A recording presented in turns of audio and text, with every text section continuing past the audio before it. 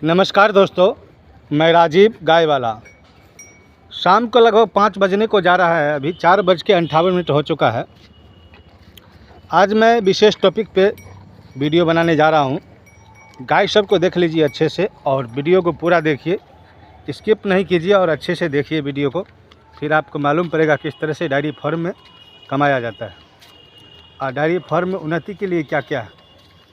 कल मैंने अपने बारे में बताया था, मुझे कोई किसी ने ठग लिया, तो ठगने वाले ठगते रहेंगे। आप लोग उसका जो है ना, हाँ, लेकिन क्या है, आप लोग भी सचेत रहिए। अगर किसी से कोई भी काम करते, ज़्यादा करके आपको नज़दीक वाले ही ठगेंगे, दूर वाले तो कम ही ठगेंगे, ऐसा होता है। मेरे कहने का मतलब ये है, और मैं कहने जा रहा हूँ आप लोगों को कि किसी भी तरह जो है ना, डेयरी फार्म को मजबूती करने के लिए आपके पास कम से कम 1 से 2 एकड़ ज़मीन का व्यवस्था होना चाहिए। ये नहीं बोलता हूँ मैं आप ख़रीद लीजिए, और मेरे पास तो मेरा हिस्सा में अगर देखा जाए कि 2 कट्ठा भी ज़मीन नहीं होगा, और पूरे मिला करके मैं 5 भाई हूँ, और पूरे भाई सब मिला करके वही 15 से 20 कट्ठा ज़मीन है टोटल। उसमें भी सारे जगह पे पेड़ लगाए हुए हैं चारों तरफ से। तो मेरा खेत जो है छाया पड़ता है, इसके लिए जो है ना, मैं उतना कर नहीं पा रहा हूँ। मैं अपने खेत के अंदर खेती नहीं कर पा रहा हूँ सही ढंग से, विशेष करके ये है। और मैं बताने जा रहा हूँ कि 1 एकड़ 2 एकड़ ज़मीन होना ही चाहिए आपको पास, अगर गांव में कर रहे हैं डेयरी फार्म। तो देखिए, मैं बता रहा हूँ कि 10 कट्ठा ज़मीन यानी आधा एकड़, आधा बीघा ज़मीन में आप जई लगाए अक्टूबर महीने में या नवंबर महीने में। जई को पूरी तरह से छिड़क दें। उसके बाद मकई अच्छे क्वालिटी का जो है, घर का ही मक्का हो या उजला मक्का हो, पेनियर जो भी वाइट वाले मक्का हो, उसको आप पूरा खेत में बुन दीजिए। उसके बाद जई को काट काट के खिलाते रहिए। जैसा मान लीजिए नवंबर में बुने तो आपको दिसंबर के बाद से आपको हरा चारा चालू हो जाएगा, काटते रहेंगे। उसके बाद काटते जैसे ऐसे फगुनहट के महीना जैसे उतरने लगा और चैत का महीना जैसे चढ़ने लगा, तो जो मक्का बचेगा आपको पैंत में, यानी 1 हाथ के ऊपर पाती लगाए इस तरह से, जिस तरह मैं बता रहा हूँ। आप देखिए, इस तरह से देखिए, इतना गैप करके आप लगाए, और उसके बीच में पूरा जई भी रहेगा। उस जई को काट लीजिए और मक्का को छोड़ दीजिए। वो जैसे जैसे बड़ा होगा, पानी डालिए, DAP डालिए, यूरिया डालिए, या DAP नहीं भी डालेंगे तो गोबर अगर अच्छे से दिए हुए रहेंगे खेत में तो बहुत ही अच्छा रहेगा। क्योंकि देखिए, जैविक खेती तो बहुत ही अच्छा है। क्योंकि जहाँ पे मेरा गोबर रखा हुआ था उस जगह का पेड़ जो है ना, बहुत ही अच्छा है। मक्के का पेड़ मैं आपको दिखला रहा हूँ, आप वीडियो में देखते रहिए। जो मैंने अपने हाथ से किया है उसका अनुभव मैंने आपको बता रहा हूँ। देखिए, यहाँ पर मैं आपको मक्का दिख रहा होगा, बड़े बड़े मक्का है पूरा। देखिए, इसका हाइट बहुत, अगर आप यहाँ पर में आकर के देखेंगे, अपने घर पे भी किधर देखेंगे, जैसे गोबर का ढेरी जहाँ पे रहेगा, और यहाँ पे देखिए कितना छोटा दिख रहा है आपको। तो गोबर का ढेरी जहाँ पे रहता है वहाँ पर में आप देखते होंगे, कोई भी जो है फसल आपको बहुत ही अच्छा दिखेगा। पानी भले उसमें पड़े या ना पड़े, उसे फ़र्क नहीं पड़ता है फसल को, क्योंकि उसको जो है ना, पूरा जो है ना, सब कुछ मिला हुआ रहता है उसके अंदर, यानी रस भी इतना है उसके अंदर पर्याप्त, जो बढ़ते रहेगा।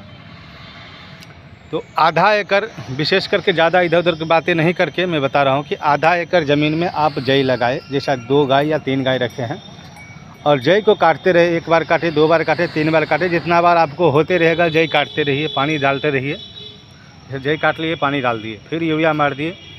आपको मक्का जैसे फागुन ख़त्म होगा, चैत में मक्का ऑटोमेटिक होने लगेगा, उसको छोड़ दीजिए। जैसे बाली उसमें आने लगा, फिर आपको उसको काट के जो है ना, गाय को खिलाने लगी है। तो आपको मान लीजिए फगुनहट के बाद चैत, बैसाख और जेठ, यानी किसी में कांखी आया, जो बोलते मक्का का भुट्टा आया, नहीं भी आया तभी स्टार्ट कर दीजिए काटना। क्योंकि 10 कट्ठा काटने में आपको टाइम लगेगा। जब तक पूरा बाली आ जाएगा मक्की के अंदर, तो आप बाली वाला जब मक्की देंगे तो गाय को भी फ़ायदा करेगा और दूध में भी बढ़ोतरी होगा।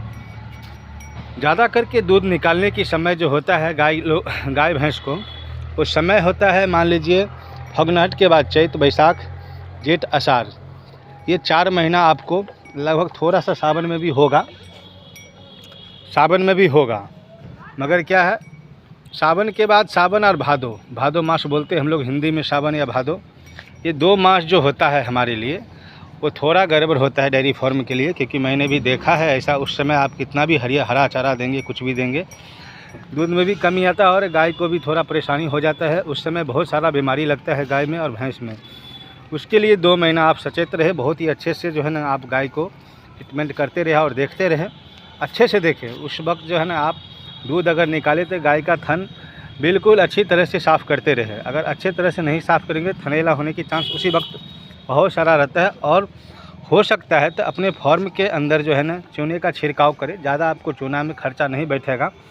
समझ लीजिए 1 बोरी चूना लेकर के आ गए। चूना से क्या होता है, जो इधर उधर का कीड़ा वीरा रहेगा वो थोड़ा जो डिस्टर्ब होगा और गाय को कुछ नहीं खराब होगा। जैसा या मान लीजिए लाल दवाई होता है, एक्चुअली लाल दवाई में थोड़ा जो जैसे मान लीजिए शहर में जैसा बीएमसी और ये सब जो बम्बई का बीएमसी म्यूनसिपालिटी जो छिड़कते हैं, जो उसके अंदर जो है ना ये होता है, क्या बोलते हैं उसको, थोड़ा सा उसमें गंद रहता है। इसके लिए उसका भी छिड़काव कर सकते हैं। ऐसा नहीं जैसे गाय बाहर आ गई उस वक्त आप अपने थैन के अंदर जो है ना उसको छिड़काव कर, जैसे ब्लीचिंग पाउडर हो गया उसको भी कर सकते हैं छिड़काव। ब्लीचिंग पाउडर से क्या होगा, इधर उधर कीड़ा उड़ा नहीं आएगा।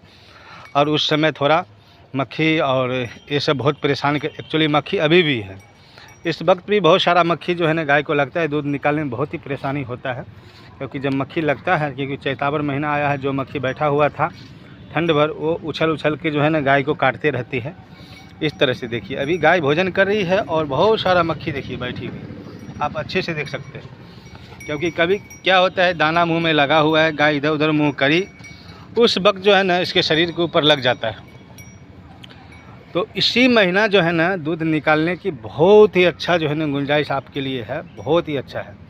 जैसा मान लिए चैत निकाल लिए, बैसाख निकाल लिए, जेठ निकाल लिए, आषाढ़ निकाल लिए, ये मान लीजिए चैत 1, बैसाख 2, जेठ 3, आषाढ़ 4 महीने आपको अच्छे से दूध निकाल सकते हैं गाय को, अगर हरा चारा का व्यवस्था अच्छे रखेंगे तो।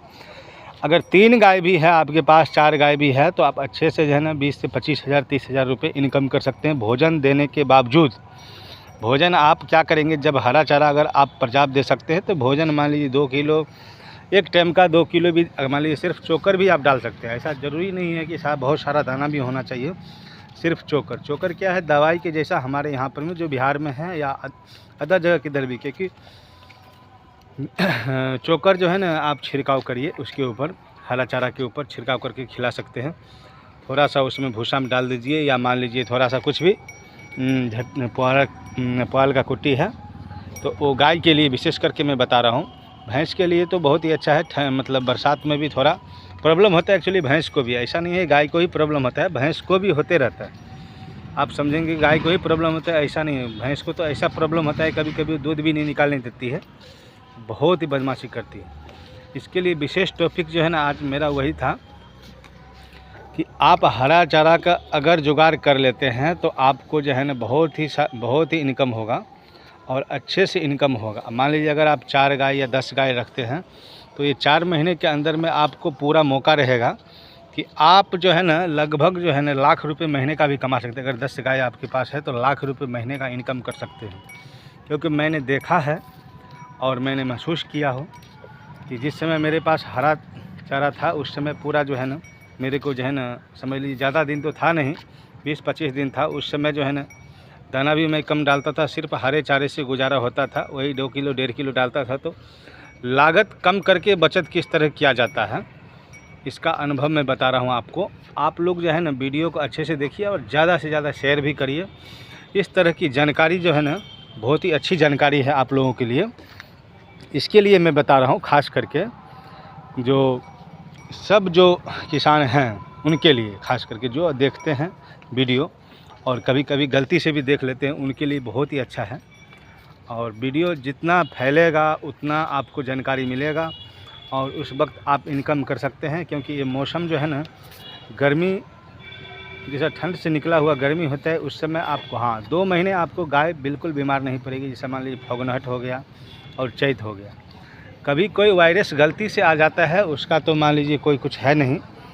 वायरस जो है सो मेरे गाय को भी हो गया था, मैंने सही ठीक कर लिया आप लोगों को आशीर्वाद से, अच्छे से सबको ठीक कर लिया गाय को। एक गाय जो मैं अभी ख़रीद करके जो लाया हूँ, ये छोटी सी गाय है, जो मान लीजिए लाल कलर का, भूरा कलर बोलिए आप, जो भी बोलिए, घोड़ा कलर बोलिए। ये जर्सी गाय है। तो इसको छिमी के अंदर जो है ना दाना दाना है, मगर इसको मैंने दवाई कुछ नहीं लगाया हूँ, क्योंकि आप लोगों को झूठा बोल के कुछ मतलब नहीं। मैंने सरसों का तेल धोने के बाद, दूध निकालने के बाद सरसों का तेल लगा देता हूँ। इस तरह से देखिए लाल लाल आपको दिख रहा होगा छिमी के ऊपर। और तो वायरस भी आने का चांस नहीं, आपको कमाने का मौका। अगर पूरे साल में मान लीजिए आपने 4 महीने मेहनत करके इधर, उसके बाद अक्टूबर महीने में ऐसा मान लीजिए अक्टूबर नवंबर दिसंबर, ये 3 महीना यानी 7 महीना आप तो एकदम बल्ले बल्ले रहेंगे। अगर 7 महीने आप दूध निकाल लेते हैं बल्ले बल्ले, फिर दिसंबर जनवरी 2 महीना आपको बहुत ही प्रॉब्लम होता है, क्योंकि ठंड होता है। ठंड में एक्चुअली दूध तो बहुत ज़्यादा होता है। अगर आप दूध जितना दूध निकालना चाहेंगे निकाल सकते हैं ना। उस समय का टेक्निक मैं किसी दिन और बताऊँगा। आप लोग वीडियो देखते रहिए और सबको दिखलाइए। और सब लोगों को थैंक यू, बहुत बहुत धन्यवाद। मैं राजीव गाय वाला, आप लोग लाइक करिए, जो अभी तक सब्सक्राइब नहीं किए हैं वो कर लीजिए। थैंक यू, बहुत बहुत धन्यवाद। मैं राजीव गाय वाला।